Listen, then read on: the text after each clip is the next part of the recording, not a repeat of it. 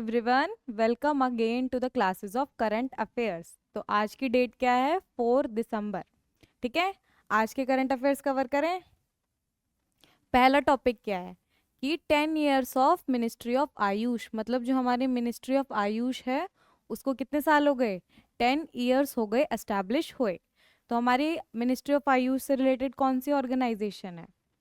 तो जो हमारी मिनिस्ट्री ऑफ आयुष है वो किससे डेवलप्ड हुई है? पहले क्या थी? वो एक डिपार्टमेंट था Indian system of medicine and homeopathy का।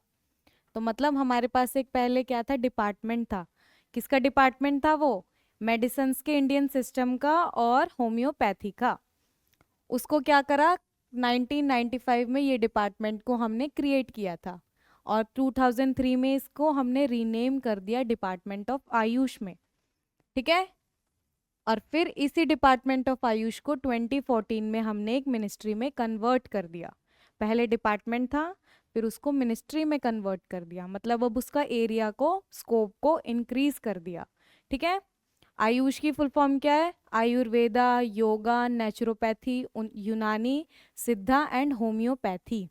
जो भी हमारी ट्रेडिशनल इंडियन मेडिसिन की नॉलेजेस हैं, जो भी मेथड्स हैं, वो सभी क्या है? हमारी मिनिस्ट्री ऑफ आयुष के अंडर कवर होते हैं। ठीक है, अचीवमेंट्स क्या है मिनिस्ट्री ऑफ आयुष की? अब आयुष क्या करता है? जो हमारी ट्रेडिशनल मेथड्स हैं, ट्रेडिशनल मेडिसिन के मेथड्स हैं ना, उनको क्या है आजकल की लाइफस्टाइल में इनकॉर्पोरेट करने की ट्राई करता है।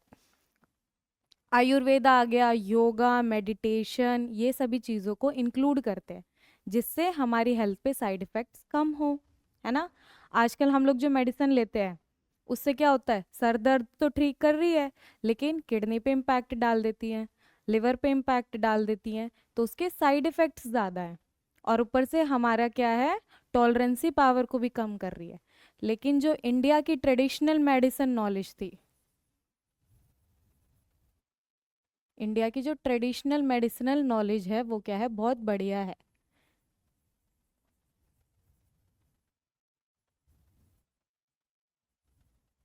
अब हमारे घर में भी तो ऐसा होता है ना कई बार कि अगर आप बीमार हो गए तो घर वाले क्या करते हैं? गीली पट्टी को रखते हैं माथे पे, या फिर ठंड लग गई तो हल्दी वाला दूध देते हैं। ये सारे क्या नेचुरल रेमेडीज से हम लोग क्या करते थे? ट्रीटमेंट करते थे। तभी तो हमारे यहाँ पे नीम, हल्दी और इन्हीं सभी चीज़ों को देखो, गार्लिक, ये सारी चीज़ों का कितने पुराने टाइम से यूज़ होता आया है। लेकिन जब से हमने अपना शिफ्ट चेंज किया है मेडिसिन की तरफ, तो क्या है? हमारी हेल्थ का डेटोरेशन स्टार्ट हो गया। तो अपने वही ट्रेडिशनल नॉलेज को प्रिजर्व करने के लिए, उसको प्रमोट करने के लिए क्या है? मिनिस्ट्री ऑफ आयुष स्टेप्स लेती है। अचीवमेंट्स क्या क्या है? 2014 में स्टैब्लिश हुई और अब क्या है? 2024, 10 साल हो गए। तो क्या क्या अचीवमेंट्स हासिल किए इसने इन 10 सालों में? सबसे पहले क्या है? आयुष के अंडर इंफ्रास्ट्रक्चर का बहुत ही ज़्यादा लेवल पे डेवलपमेंट हुआ है। क्या क्या डेवलपमेंट हुआ है? 3844 आयुष हॉस्पिटल का एस्टैब्लिशमेंट किया है जहाँ पे इन मेथड से पेशेंट्स को ट्रीट किया जाता है। ठीक है, और टेक्नोलॉजी इंटीग्रेशन, टेलीमेडिसिन स्टार्ट हुआ, आयुष ग्रिड स्टार्ट हुआ, ई संजीवनी टेलीमेडिसिन। यहाँ पे क्या है? ई संजीवनी टेलीमेडिसिन में क्या होता है कि आपको फिजिकली किसी हॉस्पिटल या क्लिनिक में नहीं जाना। आप क्या कर सकते हो? यूज़ ऑफ फोन, फोन का यूज़ करके डॉक्टर से कांटेक्ट कर सकते हो, अपॉइंटमेंट ले सकते हो और प्रिस्क्रिप्शन ले सकते हो। ठीक है, तो अब ये सारी चीज़ें हो सकती है ना। अब जैसे कोविड-19 का टाइम था, कोविड-19 में हम लोग फिजिकली डॉक्टर्स के पास नहीं जा पा रहे थे ना, तो वहाँ पे क्या हुआ? हमने फ़ोन का यूज़ करके, डिजिटल इंफ्रास्ट्रक्चर का यूज़ करके क्या था? अपने हेल्थ नीड्स को फुलफिल किया था। UNGA, United nation general assembly ने क्या किया है? 21 जून को इंटरनेशनल योगा डे डिक्लेयर कर दिया। और ये भी डिक्लेरेशन कब आ रहा है? हमारा 2014 में आ रहा है। तो अब हमारा 21 जून को क्या बनता है? International yoga day. और कब से सेलिब्रेट होता आ रहा है? 2014 से। जून 21 में समर सॉलिस्टिस, ज्योग्राफी की टर्म है ना, समर सॉलिस्टिस भी आता है, एक विंटर सॉलिस्टिस आता है और इक्विनॉक्स, ये सारी चीज़ें आती है ना ज्योग्राफी में। ठीक है, तो 21 जून को क्या है? हमारा समर सॉल्स्टिस भी होता है, जहाँ पे इसमें क्या होता है? नॉर्थन हेमिस्फेयर में हॉट टेम्परेचर देखने को मिलता है ना। नेक्स्ट पे चलें। Madhav national park. Madhav national park कहाँ पे है हमारा?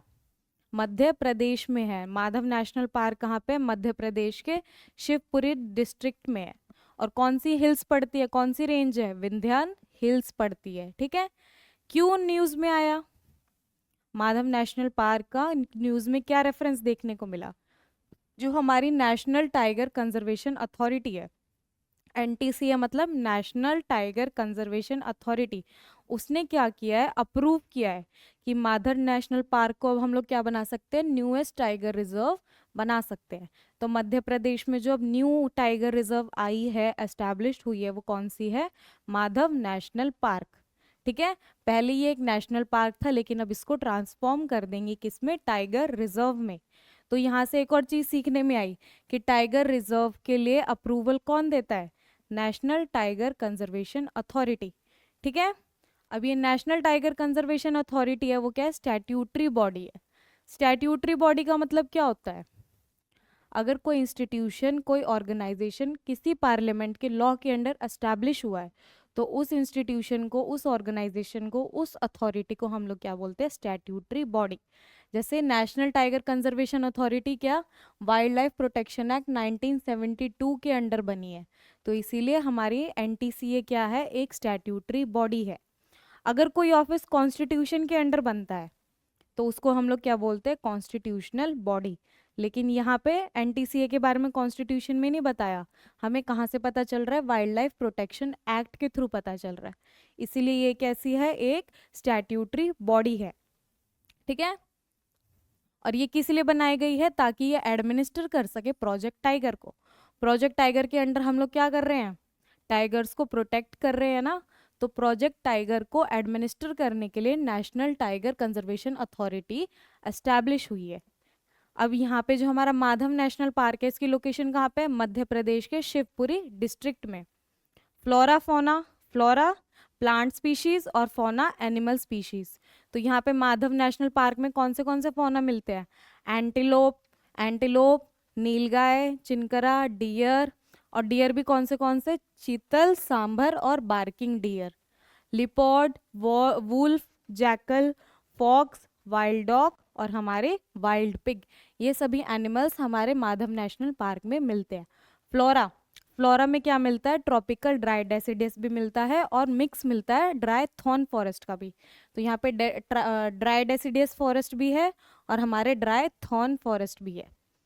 और क्या क्या फीचर्स है इस माधव नेशनल पार्क के? माधव नेशनल पार्क में 2 लेक्स भी प्रेजेंट है, और वो लेक्स का नाम क्या है? साक्ष्य सागर और माधव सागर। तो हमारे 2 लेक्स कौन से है? साक्ष्य सागर और माधव सागर भी क्या है? प्रेजेंट है। कहाँ पे? हमारे नेशनल पार्क में। और एक मडीखेरा डैम है।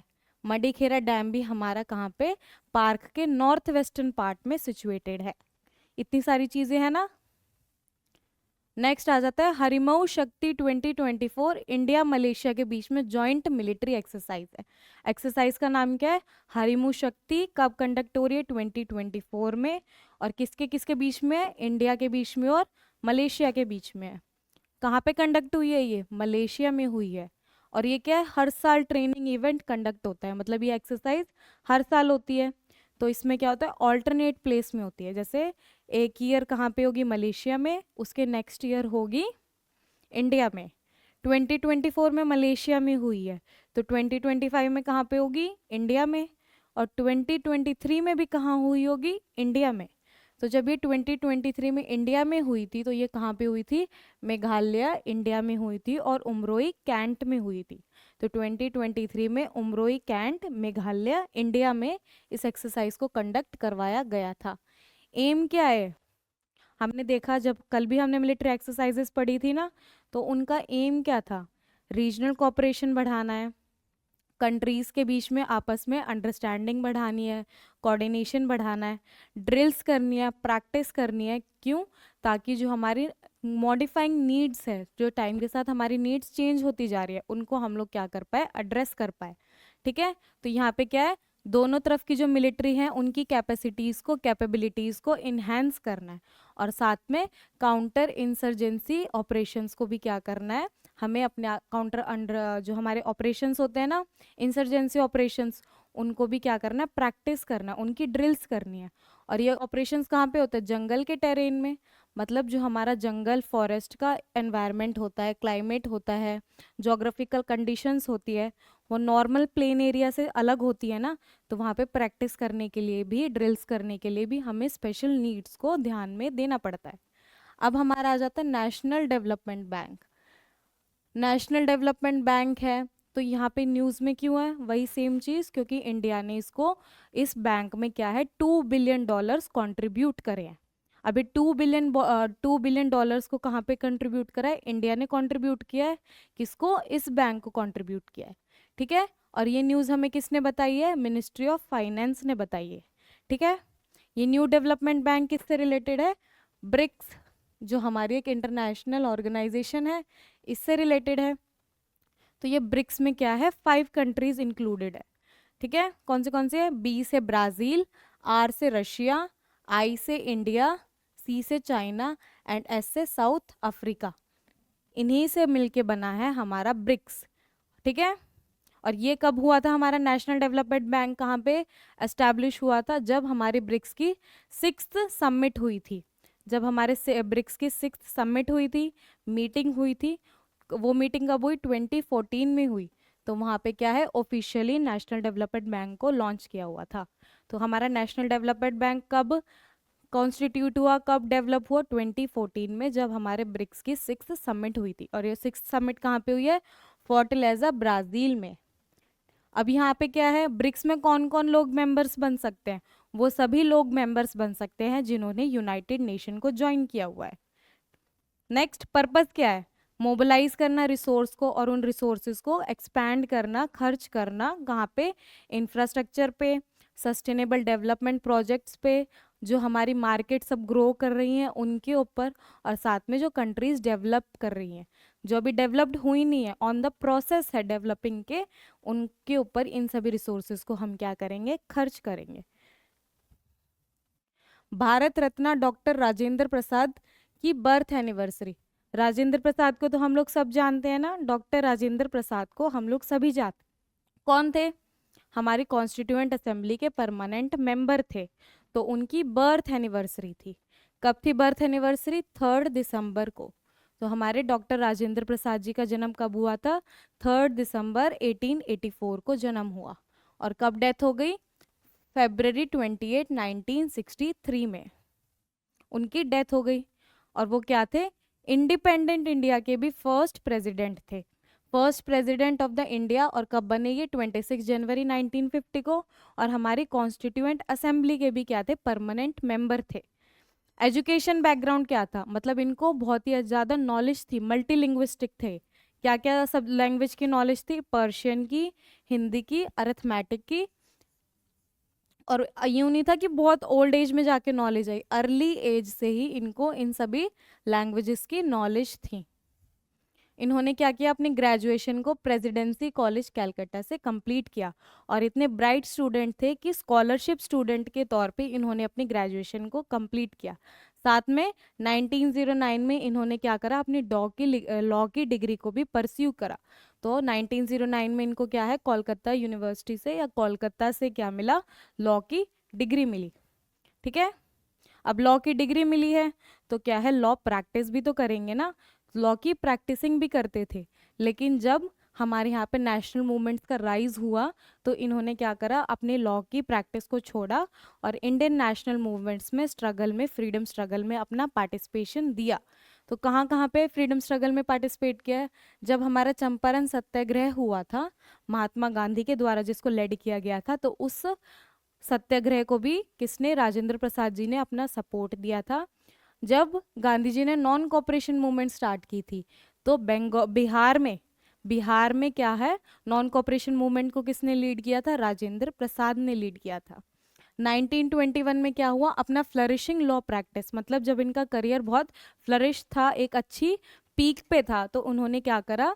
अपना ये करियर को छोड़ के और क्या एस्टैब्लिश किया? नेशनल कॉलेज एस्टैब्लिश किया नियर पटना। जब ये सभी एक्टिविटीज़ चल रही थी तो ब्रिटिशर्स के एस्टैब्लिश कॉलेजेस, इंस्टीट्यूशंस थे। लेकिन जब यहाँ पे नेशनल मूवमेंट स्टार्ट हुई तो स्टूडेंट्स ने क्या किया? बॉयकॉट कर दिया था। तो अब उनको पढ़ाने के लिए भी तो कहीं पे एक यूनिवर्सिटी चाहिए ना, कहीं पे एक इंस्टीट्यूशन चाहिए। तो इसीलिए डॉक्टर राजेंद्र प्रसाद ने क्या है, नेशनल कॉलेज एस्टैब्लिश किया था नियर पटना। अब इनकी वजह से क्या है, एक्टिविटीज में इन्वॉल्व होने की वजह से इनको कई बार इम्प्रिजनमेंट भी मिली है। तो कब कब मिली है, 2 बार मिली है। एक तो मिली है 1931 में और दूसरी मिली है 1942 में। 1931 में क्यों मिली, क्योंकि इन्होंने सॉल्ट सत्याग्रह में पार्टिसिपेट किया था। सॉल्ट सत्याग्रह, दांडी मार्च, ब्रेक किया था सॉल्ट लॉ को, है ना। तो इसमें पार्टिसिपेशन की वजह से 1931 में इनको इम्प्रिजनमेंट फेस करनी पड़ी और 1942 में वापस से इन्होंने क्या था, क्विट इंडिया मूवमेंट में बहुत ही एक्टिव तौर पे इन्वॉल्वमेंट किया था। तो इनके एक्टिव इन्वॉल्वमेंट को देख के, ग्रोइंग प्रोमिनेंस को देख के ब्रिटिशर्स ने इनको 2 बार अरेस्ट किया। करंट अफेयर्स की और वीडियोस के लिए आप हमारे चैनल को सब्सक्राइब कर सकते हैं। नोटिफिकेशंस के लिए बेल आइकन को दबाएं और अपने व्यूज़ नीचे कमेंट सेक्शन में शेयर कर सकते हैं।